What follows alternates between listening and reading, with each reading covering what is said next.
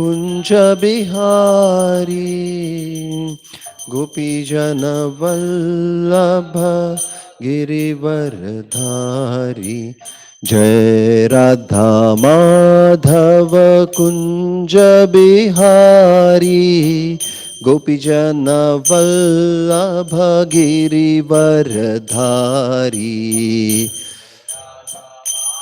तव कुंज गोपीजन वल्लभ गिरिवरधारी। जय राधा माधव कुंज बिहारी गोपीजन वल्लभ गिरिवरधारी।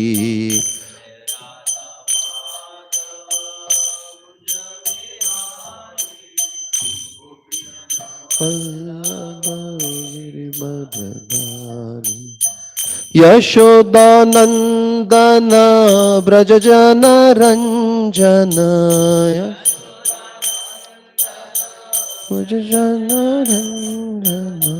यशोदानंदन व्रजजन रंजन।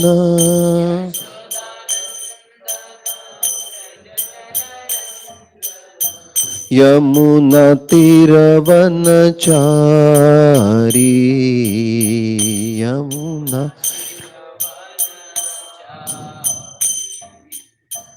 यमुना तीरवनचारी।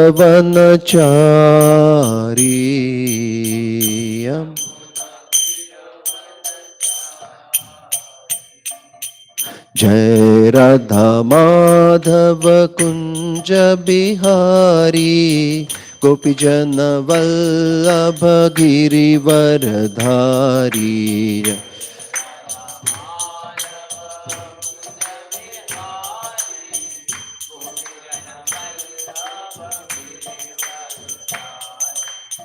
यशोदानंदन व्रजजन रंजन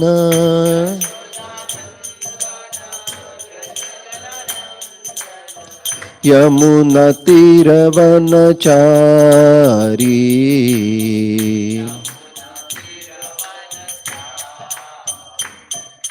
जय राधा माधव कुंज बिहारी गोपीजन वल्लभ गिरिवरधारी।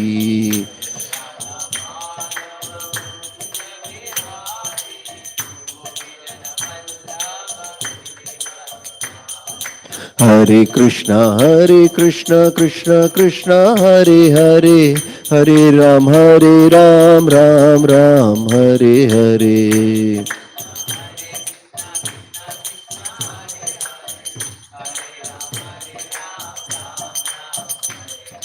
हरे कृष्णा कृष्ण कृष्ण हरे हरे, हरे राम राम हरे हरे।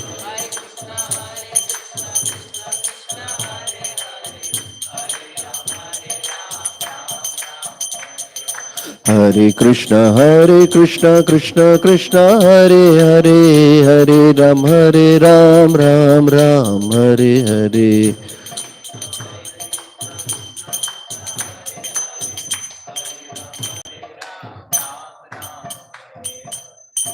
श्री हरिनाम संकीर्तन की जय, श्रील प्रभुपाद की जय। ओम नमो भगवते वासुदेवाय। ओम नमो भगवते वासुदेवाय। ओम नमो भगवते वासुदेवाय।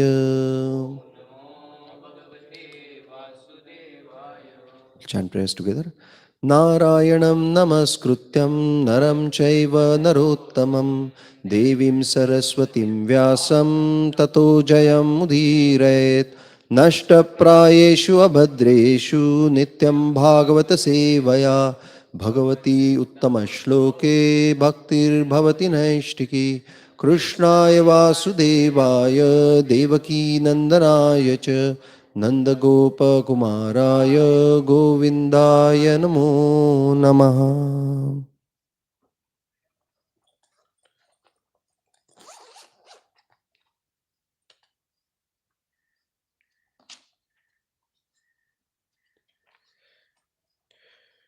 Reading Canto 1, Chapter 12, Shlok number 34. Tena sambhṛta-sambhāro dharma-putro yudhiṣṭhira vājimedhais tribhir bhīto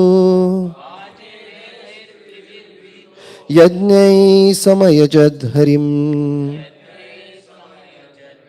tena sambhṛta-sambhāro dharma-putro yudhiṣṭhirah vājimedhais tribhir bhīto yajñaiḥ samayajat harim tena sambhṛta-sambhāro dharma-putro yudhiṣṭhirah vājimedhais tribhir bhīto yajñaiḥ samayajat harim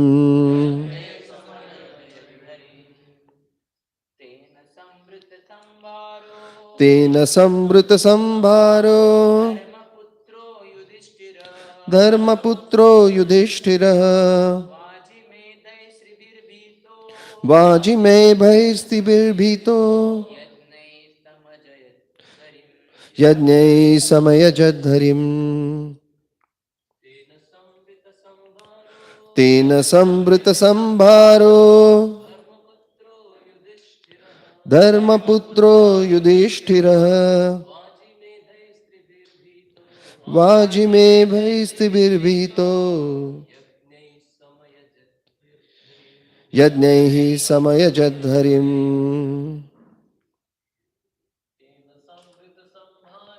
tena sambhṛta-sambhāro dharma-putro yudhiṣṭhirah vājimedhais tribhir bhīto yajñaiḥ samayajad harim. Word by word meaning. Tena, with that wealth, sambhṛta, collected, sambhāraḥ, ingredients, dharma-putraḥ, the pious king, yudhiṣṭhirah, Yudhiṣṭhir, vājimedhaiḥ, by horse sacrifices, tribhir, 3 times, bhītaḥ, being greatly afraid after the battle of Kurukṣetra, yajñaiḥ, sacrifices, samayajat, perfectly worshipped, harim, the personality of Godhead. Translation and purport by His Divine Grace A.C. Bhaktivedanta Swami Śrī Prabhupada. Śrīla Prabhupada ki jai. Translation. By those riches, the king could procure the ingredients for 3 horse sacrifices. Thus, the pious King Yudhiṣṭhira, who was very fearful after the battle of Kurukṣetra, pleased Lord Hari, the personality of Godhead. Purport. We'll read a portion of purport. Mahārāja Yudhiṣṭhira was the ideal and celebrated pious king of the world, and still he was greatly afraid after the execution of the battle of Kurukṣetra because of the mass killing in the fight, all of which was done only to install him on the throne. He therefore took all responsibility of sins committed in the warfare, and to get rid of all these sins, he wanted to perform 3 sacrifices in which horses are offered at the altar. Such a sacrifice is very costly. Even Mahārāja Yudhiṣṭhira had to collect the necessary heaps of gold left by Mahārāja Marutta and Brahmanas who were given gold in charity by King Marutta. The learned Brahmanas could not take away all the loads of gold given by Mahārāja Marutta, and therefore they left behind the major portion of the gift. And Mahārāja Marutta also did not again collect such heaps of gold given away in charity. Besides that, all the golden plates and the utensils which were used in the sacrifice were also thrown in the dustbin. And all such heaps of gold remained unclaimed property for a long time, till Mahārāja Yudhiṣṭhira collected them for his own purposes. Lord Śrī Kṛṣṇa advised the brothers of Mahārāja Yudhiṣṭhira to collect the unclaimed property because it belonged to the king. The more astonishing thing is that no subject of the state also collected such unclaimed gold for industrial enterprise or anything like that. This means that the state citizens were completely satisfied with all necessities of life and therefore not inclined to accept unnecessary productive enterprises for sense gratification. Maharaj Yudhishthir also requisitioned the heaps of gold for performing sacrifices and for pleasing the Supreme Hari, Personality of Godhead. Otherwise, he had no desire to collect them for the state treasury. We'll read the purport throughout the session today. It's a very wonderful purport. We'll chant the prayers now. ॐ अज्ञानतिमिरन्धस्य ज्ञानाञ्जनशलाकया चक्षुरुन्मिलितं येन तस्मै श्रीगुरवे नमः। श्रीचैतन्यमनोभीष्टं स्थापितं येन भूतले स्वयं रूपः कदा मह्यं ददाति स्वपदान्तिकं। वन्दे अहं श्रीगुरोः श्रीयुतापदकमलं श्रीगुरून् वैष्णवांश्च श्रीरूपं साग्रजातां सहगणा रघुनाथान्वितं तं सजीवं साद्वैतं सावधूतं परिजनासहितं कृष्णचैतन्यदेवं श्रीराधाकृष्णपादान् सहगणा ललिता श्रीविशाखान्वितांश्च नमो ॐ विष्णुपादाय कृष्णपृष्ठाय भूतले श्रीमते भक्तिवेदांत स्वामी निति नामिने। नमस्ते सारस्वते देवे गौरवाणी प्रचारिणे निर्विशेष शून्यवादी पाश्चात्य देशतारिणे। नमो महावदन्याय कृष्ण प्रेम प्रदायते कृष्णाय कृष्ण चैतन्य नामिने गौरत्विषे नमः। हे कृष्ण करुणा सिंधु दीनबंधु जगत्पते गोपेश गोपिकाकांत राधाकांत नमोस्तुते। तप्त कांचन गौरांगी राधे वृंदावनेश्वरी वृषभानुसुते देवी प्रणमामि हरिप्रिये। वाञ्छाकल्पतरुभ्यश्च कृपा सिन्धुभ्य एव च पतितानां पावनेभ्यो वैष्णवेभ्यो नमो नमः। जय श्री कृष्ण चैतन्य प्रभु नित्यानंद श्री अद्वैत गदाधर श्रीवासादि गौर भक्तवृंद। हरे कृष्णा कृष्णा कृष्णा हरे हरे हरे राम राम राम हरे हरे। मूकं करोति वाचालं पंगुं लंघायते गिरिं यत्कृपातमहं वन्दे श्रीगुरुदीनतारिणम्।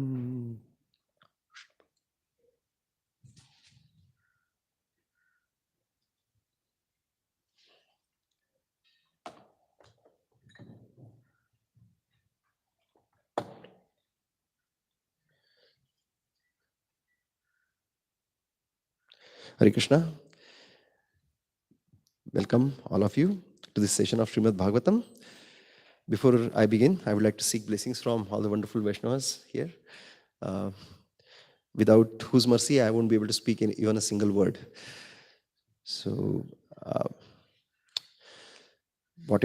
please bless me that whatever I speak is according to parampara, is pleasing to all of you and is pleasing to Lord as well. Whatever I have heard, I'm just going to repeat that. I'm going to try to repeat that. So please bless me that I can do that well. Okay, so this verse, before we begin on this verse, we'll quickly speak about glories of Srimad Bhagavatam. So there is a verse which is 19th verse in first canto, first chapter of Srimad Bhagavatam. Vayam tu na viptrupya Uttama shloka vikrame yachrunvatam rasadnyanam swadu swadu pade pade. So Shaunakadi rishis were performing this yajna for several years for the benefit of humankind. And after performing that yajna, all they got, they say, at the end, was their hands and faces were blackened. That's all. And in the end, this is their realization. They gave up that yajna and then they decided to hear about Srimad Bhagavatam. And they say that this glories of Lord Hari, which is described in Srimad Bhagavatam, is so wonderful that we are never satisfied by hearing that. And every time we hear that, at every moment, our relish, we can relish it more and more. So those who know this rasa that is involved in it, rasa jnanam. So we can see how wonderful Srimad Bhagavatam is and how much we should relish, ideally. There is one more shlok that says, Satsangan mukta sadussango hatum notsahate buddha kirtyamanam yasho yasya sakrudakar. Even once, when anybody hears the glories of Lord Hari in the association of devotees, then one will never give up. One will never want to give up hearing the description of Personality of Godhead, the glories of Personality of Godhead. And this is the benefit of hearing Srimad Bhagavatam in the association of devotees. And by all of your mercy, we get it every day here. So thank you so much. So coming to this verse now, this section of Srimad Bhagavatam, where all these brahmanas had come and they described the glories of Mahārāja Parikshit. And we see that anybody is known by two things in this world.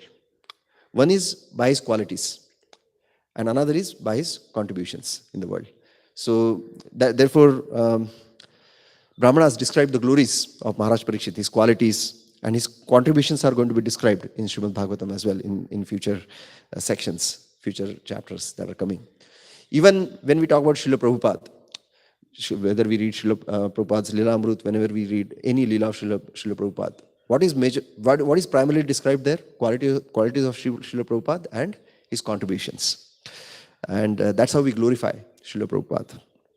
So these Brahmanas, they were experts in Jyotish Shastra. Now you may wonder, Brahmanas, Brahma Janati iti Brahmana, they should be all expert in spirituality, so why should they worry about this Jyotish Shastra?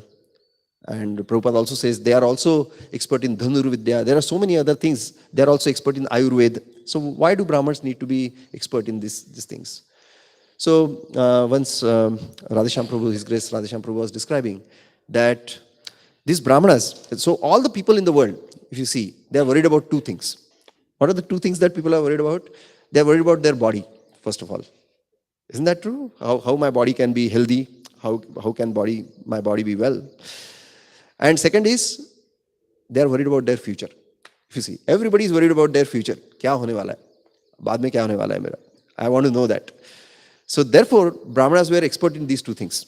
About body, they were expert in the Ayurveda. Anybody faces any bodily problem, they would cure the bodily diseases, Ayurveda. And then Jyotish Shastra, because they can tell what is going to happen in the future. Of course, nobody can change what is going to happen in the future, but everybody is very curious about what is going to happen in the future. And Brahmanas are very, very expert in that as well. Because when they explain these two things, first of all, Ayurveda, they cure the diseases, and also the Jyotish Shastra, when they tell about the future, they attract the attention of people. And then they can tell about spirituality. And by the way, you should also chant the holy names of Lord. So that's how they spread the spirituality. And His Grace Radheshyam Prabhu said, that's how sometimes we have to give these one-time programs, like stress management. So people are like very much worried about stress in their life these days, in corporate life, for example. So we have to give these programs on stress management, power of habits, and so many other programs that we give. But mainly our focus is to give device. But if you start with device, nobody will listen. So if you start with stress management, maybe people will come for device sessions that are coming. So this verse, tena sambhṛta-sambhāro. So this verse is discussing about the Ashwamedha yajña that King Yudhiṣṭhira is performing. He performed this Ashwamedha yajña, and this is a description of that. This is right after Brahmanas have left. Then Parikshit Maharaj started growing in his wonderful glories, and then Parikshit Maharaj performed these three sacrifices, Ashwamedha sacrifices. So tena, what does tena mean? Tena means from the Lakshmi obtained, because in previous shloka it is described that he obtained Lakshmi from this all the gold that was left in the sacrifice of Mahārāja Marutta. And so tena describes by the Lakshmi that he obtained from that is described in last loka. Then what did he do with that Lakshmi? Sambhṛta. Sambhṛta means procured. He procured something with using that Lakshmi. What did he procure? Sambhāro. Ingredients for yajna. That's what he procured. So with all the Lakshmi that he collected, he procured the ingredients for yajna.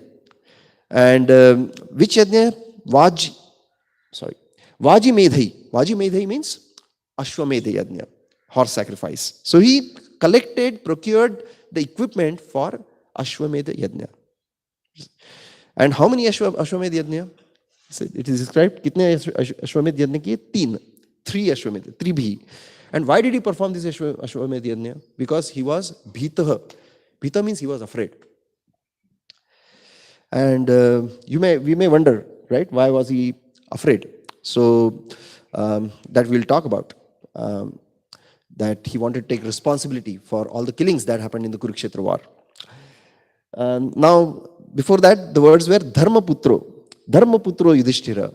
What is dharma-putra? Dharma-putra means he is actually the son of Dharmaraj himself. And he is a personification of dharma. Which means that he cannot actually commit any sinful activities because he is personification of dharma himself. So actually speaking, he should not be afraid. He should not be afraid. But we'll see why he's still afraid. So there is no sin performed by Mahārāja Yudhiṣṭhira. How do we know that? In the section of Bhishma-dev, Bhishma-dev clearly mentioned that there is no way that any sinful activities can even touch Pandavas. So then why did they still suffer? So finally he concluded that it's an inconceivable plan of Lord. Inconceivable. Adbhuta karmana. Inconceivable plan of Lord, because of which all the Pandavas suffered actually. And so there is no sin that could ever touch them. That's why it's specifically mentioned dharma-putro Yudhiṣṭhira. And finally, samayajat harim. What was the purpose? What was his prayojan? What was the motivation for doing this yajna? Was to please the personality of Godhead. So that's how we see that finally Mahārāja Yudhiṣṭhira decided to perform these yajnas, 3 yajnas. So we'll go through the purport today, and there are some very nice points that are brought out by Srila Prabhupada. So we'll go through them throughout the purport now. So first of all, we read something we can see. Mahārāja Yudhiṣṭhira was the ideal and celebrated pious king of the world, and still he was greatly afraid after the execution of the Battle of Kurukṣetra because of mass killing in the fight, all of which was done only to install him on the throne. He therefore took all the responsibility for the sins committed in the warfare, and to get rid of all these sins, he wanted to perform these sacrifices in which horses are offered at the altar.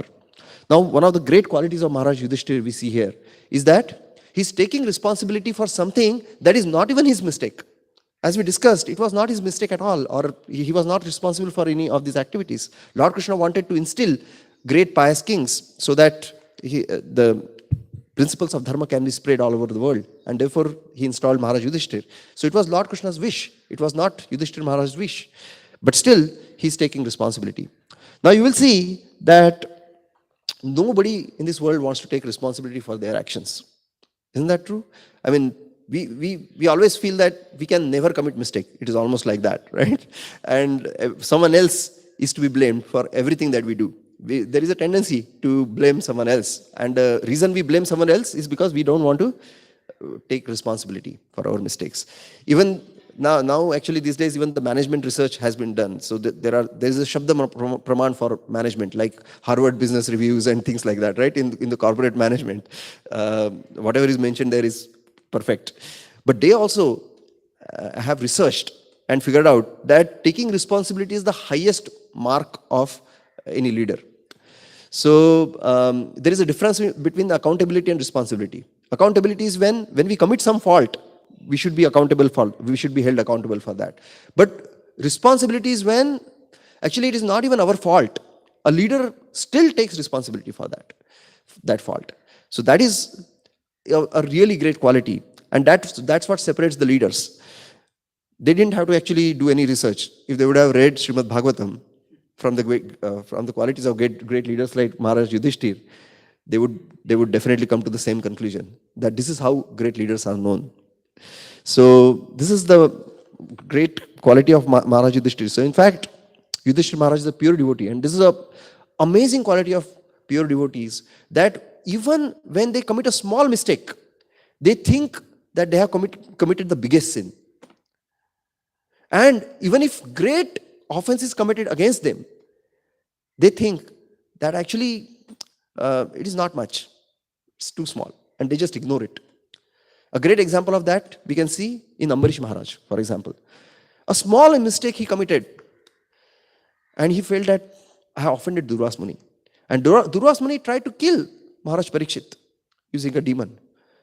Not Parikshit, I'm sorry. Ambarish Maharaj using a demon. And then still, Ambarish Maharaj was all the time was praying for Durvas Muni, and was thinking that because of me he has to undergo so much suffering. So that's the quality of great devotees like Ambarish Maharaj. And we can see here the same quality in Mahārāja Yudhiṣṭhira as well. Now, let's go forward.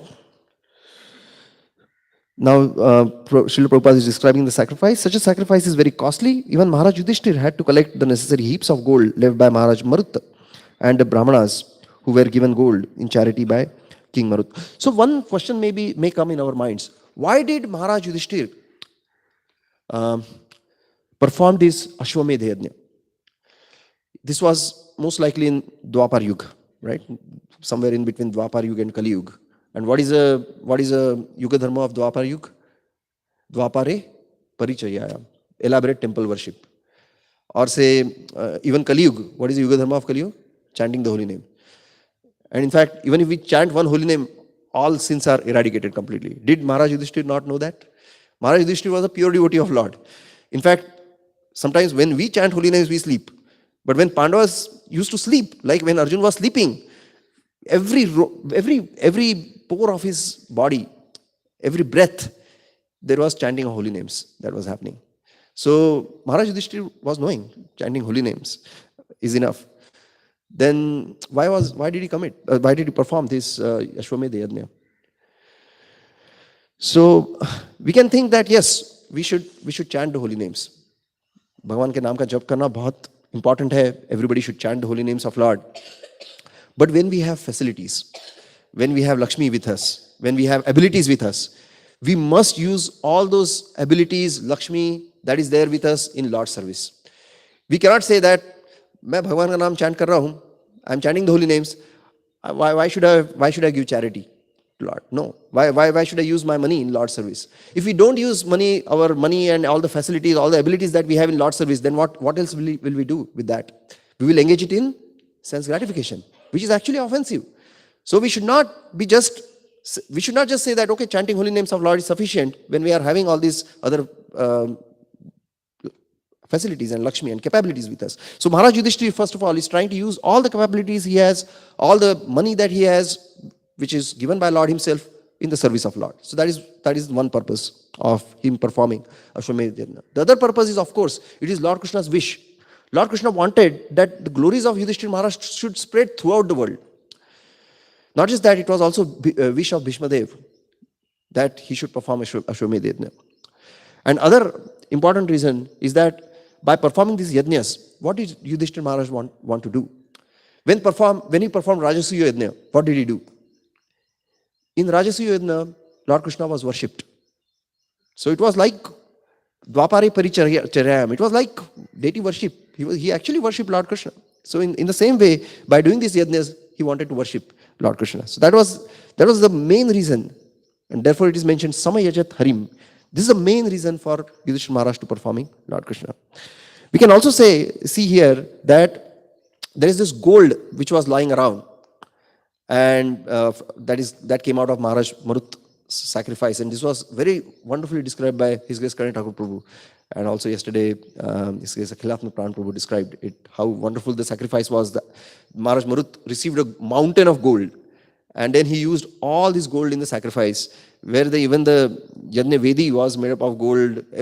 Everything was, all the charity was done in gold. We cannot even comprehend what kind of wealth that is. That when Brahmana received it, they could not take it away. In this age, even a small amount of money will come with trucks to take it away. But Brahmanas just left everything there, and they just left, and all this gold was lying around, and nobody took it. And Srila Prabhupada mentions that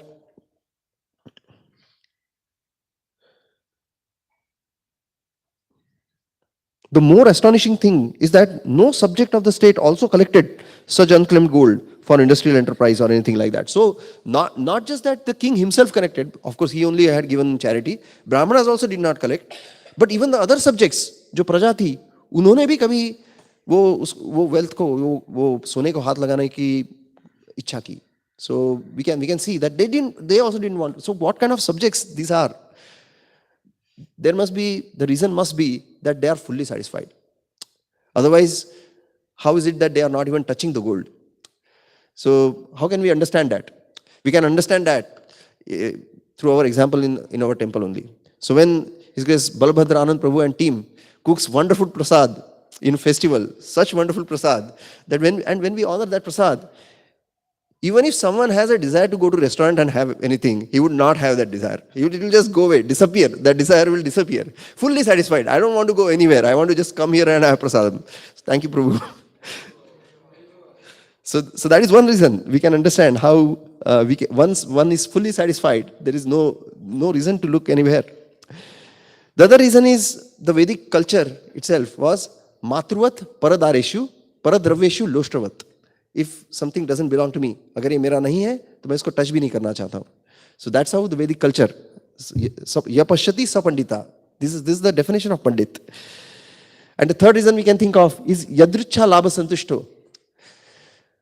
Again, through culture, we can understand that when we are, whatever we get, if we are not satisfied with that, whatever we get through providence, if we are not satisfied with that, then whatever else we demand, we will not be satisfied through that also.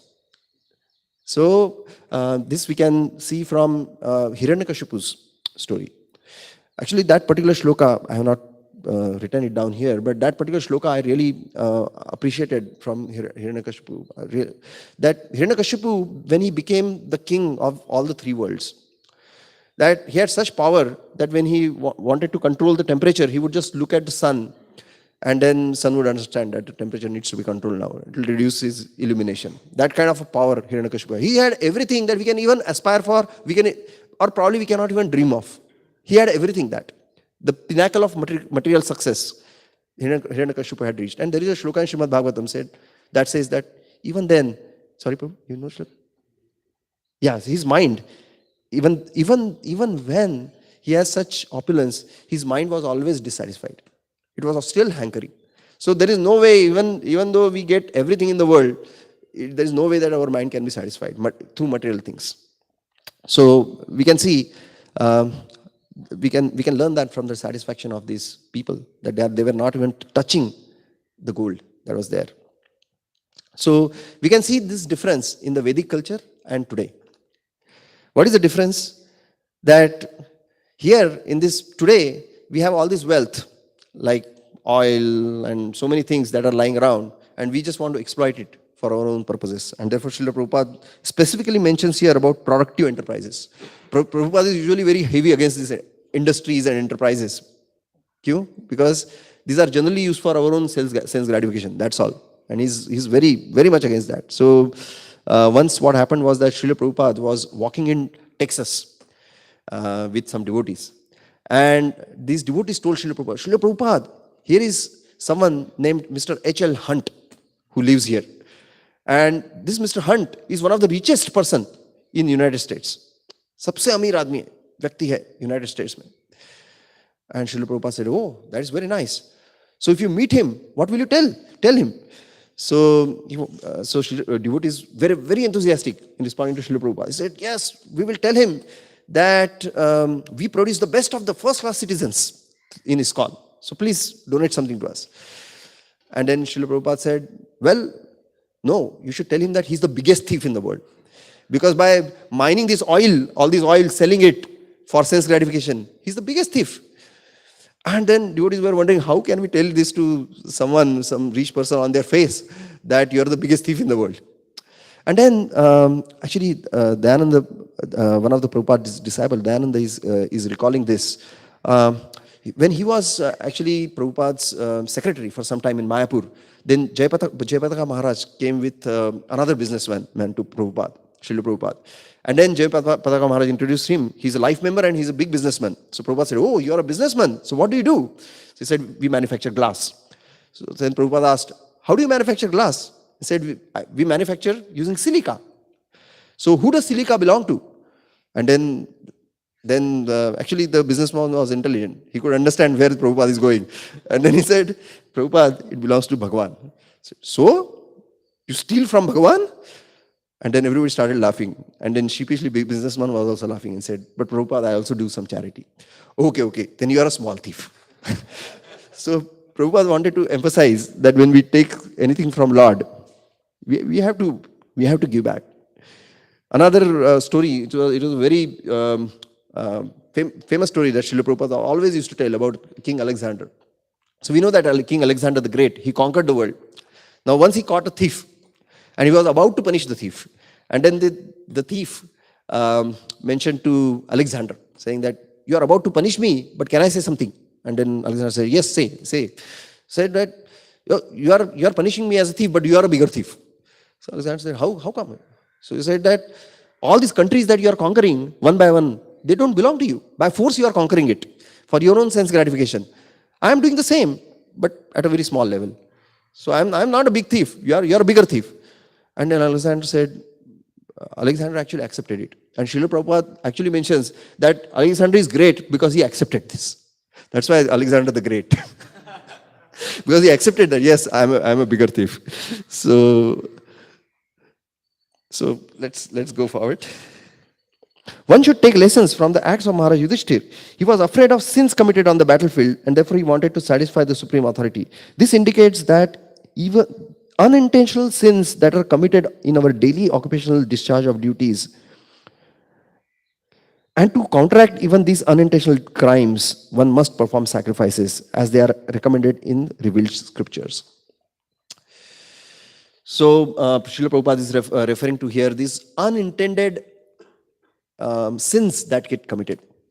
Panchashuna, for example. When we are cooking, when we are even brooming, whatever activities we are doing, when even we are walking, when we are breathing, the germs are getting killed and the sins are getting committed by us. So how do we counteract this?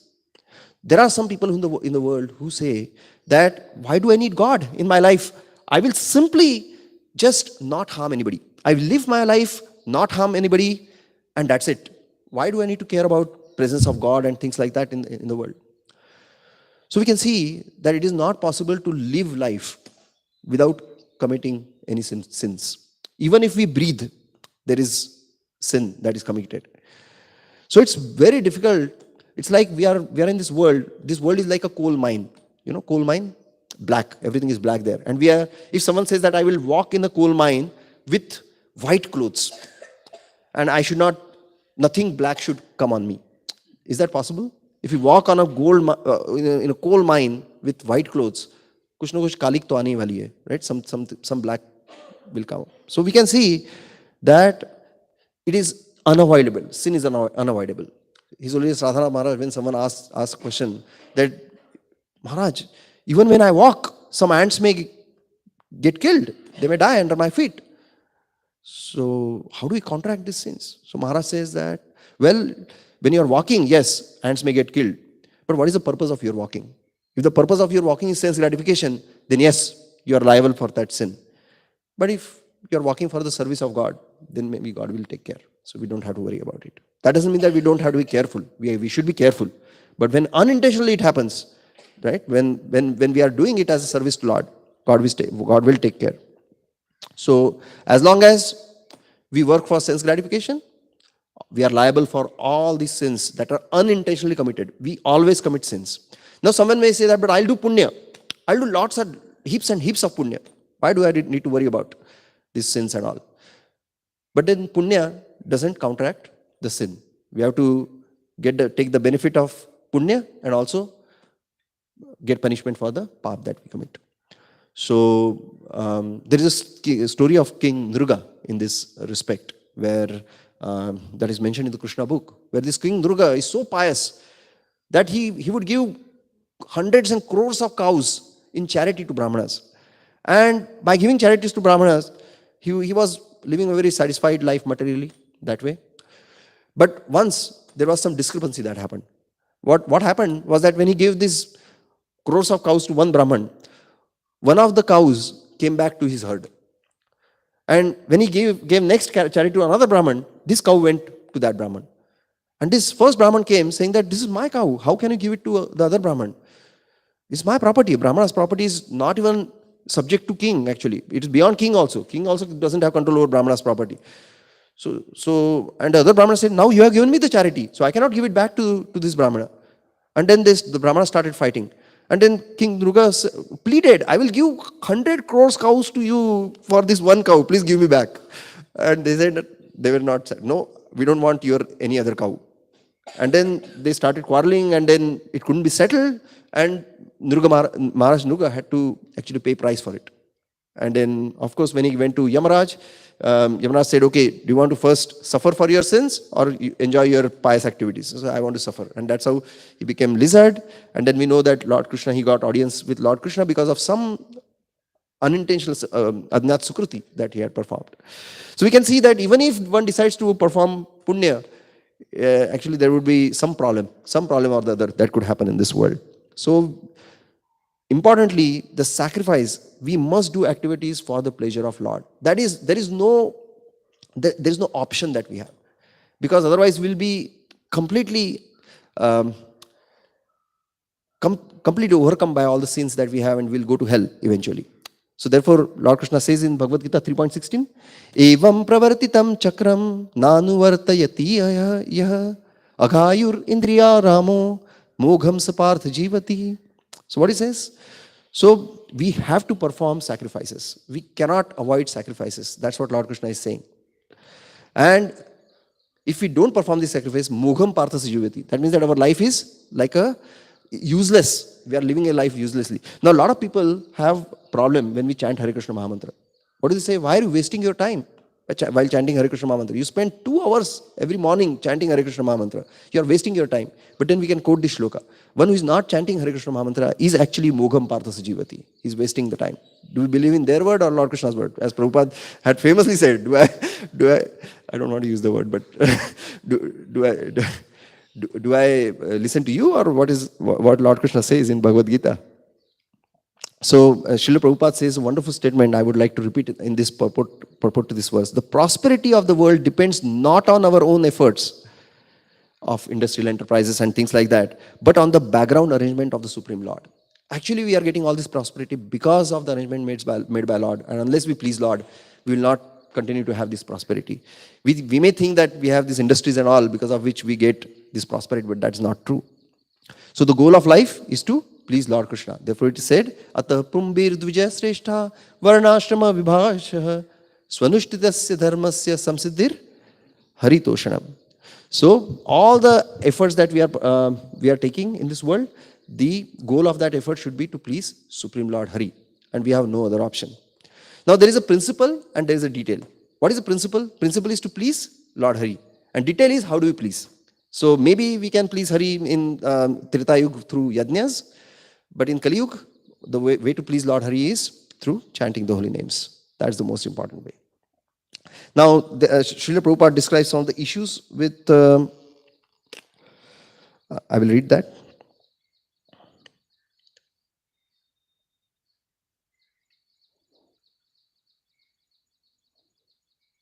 Let any man of any place or community, caste or creed be engaged in any sort of occupational duty, but he must agree to perform sacrifices as recommended in the scripture. This is what we read. And in the Vedic literature, it is recommended that in Kali Yuga, people engage in glorifying the Lord by chanting the holy names of Lord Krishna. Okay. Mahārāja Yudhiṣṭhira had to collect heaps of gold to secure paraphernalia for the horse sacrifice, yajñas, in days of sufficiency. So we can hardly think of such performance of yajñas in these days of insufficiency and complete scarcity and complete scarcity of gold. At the present moment, we have heaps of papers and promises of their being converted into gold by economic development of modern civilization. And still, there is no possibility of spending riches like Mahārāja Yudhiṣṭhira, either individually or collectively. or by state patronization. Just suitable, therefore, for this age is the method recommended by Lord Śrī Chaitanya Mahaprabhu in terms of the Shastra. Such a method requires no expenditure at all and yet can award more benefit than other expensive methods of yajna performances. The horse sacrifice yajna or cow sacrifice yajna performed by Vedic regulations shouldn't be misunderstood as the process of killing animals. And on the contrary, animals offered for the yajna were rejuvenated to a new span of life. So I'll go to the next paragraph. There is no possibility of such methodical chanting of Vedic hymns by the so-called Brahmanas or priests of the present age. The untrained descendants of the twice-born families are no more like their forefathers, and thus they are counted among the Shudras or once-born men. So what Srila Prabhupada is describing here is that these yajnas cannot be performed now. It is impossible to perform yajna at this moment. And first of all, there are no riches like gold at that time. Earlier, there used to be gold coin used as currencies. Now, what do we use as currency? Paper. Paper, and there that paper is written, I promise to pay you something, right? What is the value of that paper? Actually, we got to experience it a couple of years back. When there was a demonetization, what happened in demonetization? The value of all that paper money completely became null and void. Completely null and void overnight. And then people were trying to find that money in 2 months from wherever it was hidden in the house, and just to get it exchanged. No value of that. We can see that. So, so there is no possibility of having this kind of trained brahmanas who can chant mantras. We know that how in the story of Dhritarashtra, how Twashta, just there was some discrepancy in chanting a mantra and completely different thing happened, opposite thing happened, right? He wanted to kill Indra, but Indra killed Dhritarashtra. That's how it happened.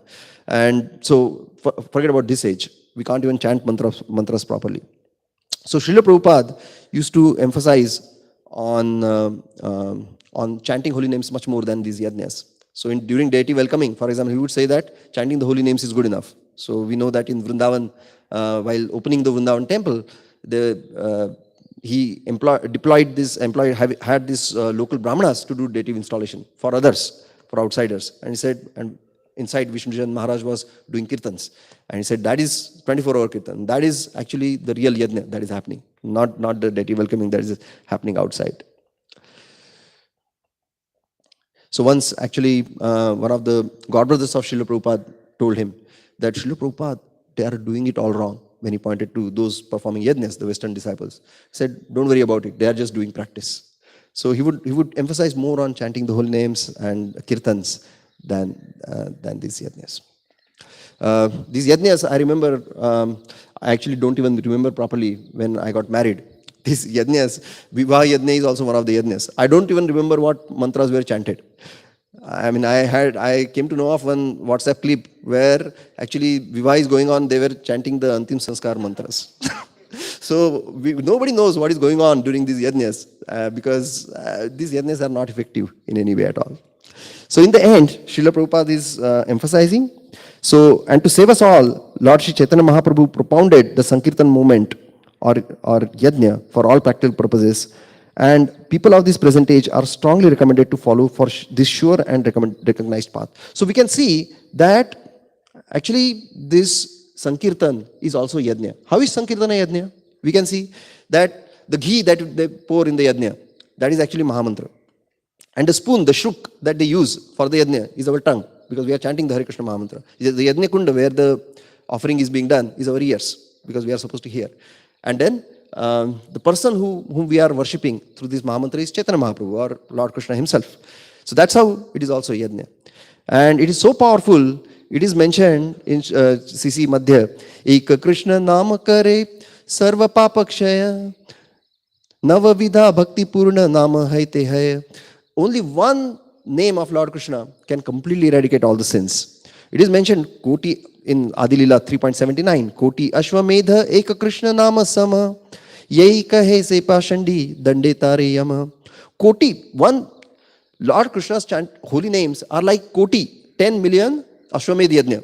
And we may say, what a glorification of holy name, that it is like 1 billion, 10 million Ashwamedh Yajna. And what is the next line mentioned? If someone says this, that chanting holy name of Lord is like 10 million Ashwamedh Yajna, he is Pashandi. That means that chanting the holy name of Lord, we cannot even compare with Ashwamedh Yajnas. So that's the glorification that is given in our scriptures for chanting the holy name. And it is a fifth offense if we think that any of this glorification is actually an imagination. It is not an imagination. It is said that our words cannot describe the glories of holy name. It is impossible to describe the glories of holy names with our words. So what is the possibility of we exaggerating?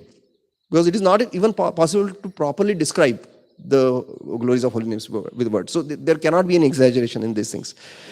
And Srila Prabhupada, through his moment in ISKCON, is spreading this holy name, and because of his mercy, we are able to understand this and get facility to chant these holy names.